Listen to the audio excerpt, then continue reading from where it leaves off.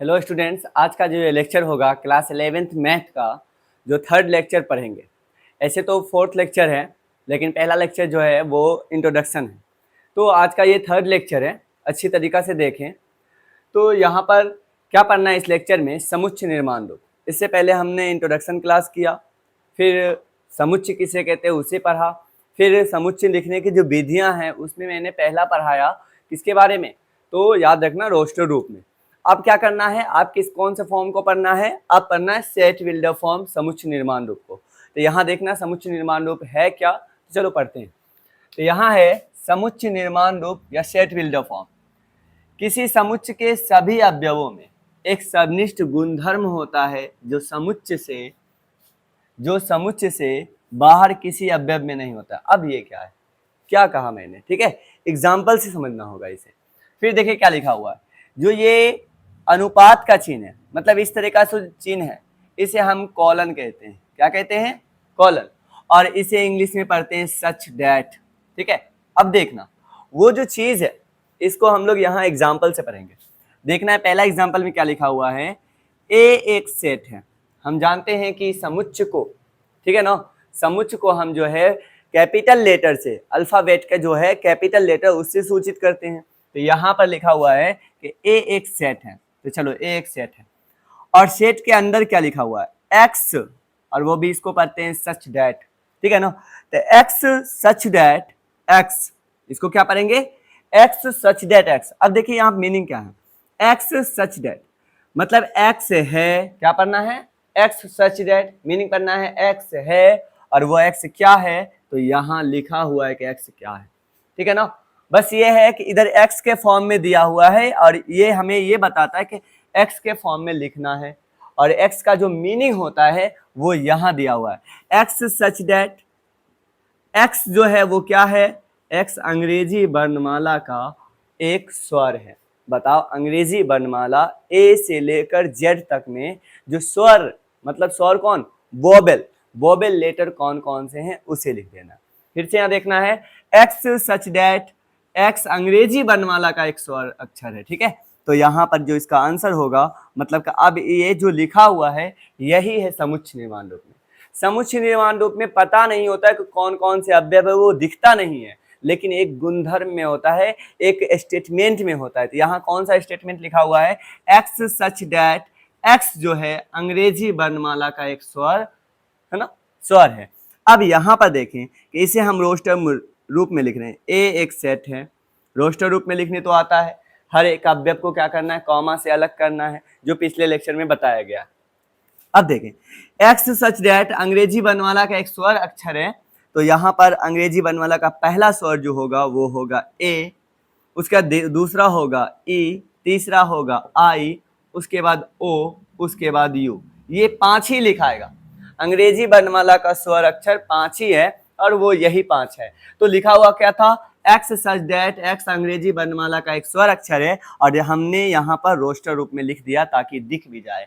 तो क्या लिखा हुआ है, ए ई आई ओ यू, ये रहा अंग्रेजी वर्णमाला का स्वर अक्षर। तो ये जो पहला जो ऊपर लिखा हुआ है वो है समुच्चय निर्माण रूप, और दूसरा जो नीचे बताया गया है वो है रोस्टर रूप।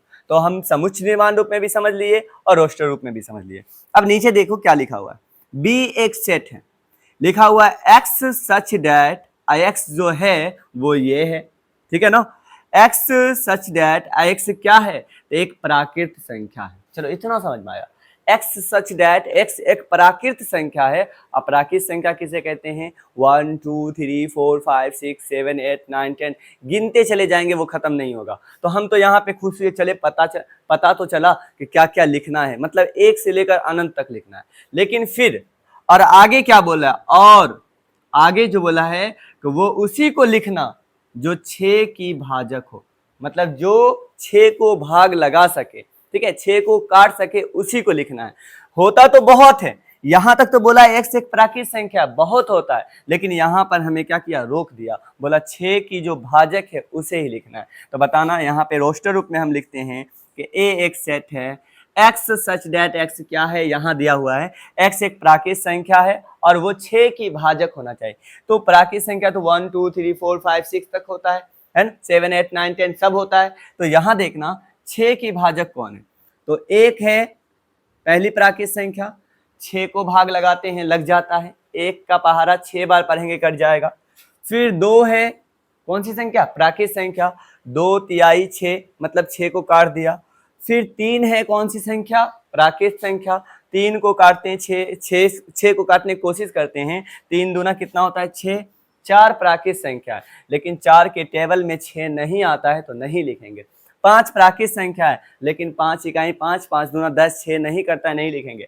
और लास्ट एक प्राकृत संख्या 6, और 6 खुद को 6 काट देता है। तो यहाँ पर इसमें जो टोटल एलिमेंट्स है वो कितना आया है 4, मतलब टोटल कितने अवयव आए हैं समुच्चय के, 4 अवयव आए हैं। तो ये जो ऊपर वाला बताया गया है ये समुच्चय निर्माण रूप में बताया गया है, क्योंकि ये स्टेटमेंट में बताया गया है, कथन में बताया गया है, एक गुणधर्म में बताया गया है, लेकिन यहाँ पर रोस्टर फॉर्म में जो है हम लिखे हैं, यहाँ पे एलिमेंट दिख जाता है।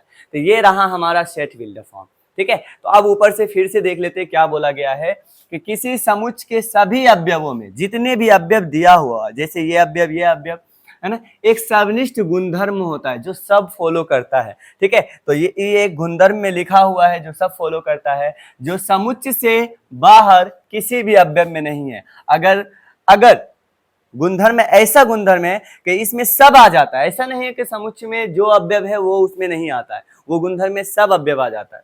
फिर यहाँ क्या बताया गया है कि ये जो है निशान, इसको कॉलन कहते हैं या सच दैट कहते हैं। चलो पढ़ेंगे क्या वो देखते हैं। पढ़ना है ए एक सेट है, एक्स सच दैट, एक्स अंग्रेजी वर्णमाला का एक स्वर अक्षर है। फिर यहाँ पर हमने रोस्टर फॉर्म में लिख दिया। फिर यहाँ पढ़ना है कि एक्स सच दैट, एक्स एक प्राकृत संख्या है और वो 6 की भाजक है, वो एक्स लिखना है प्राकृत संख्या, तो यहाँ पे लिख लिए हम।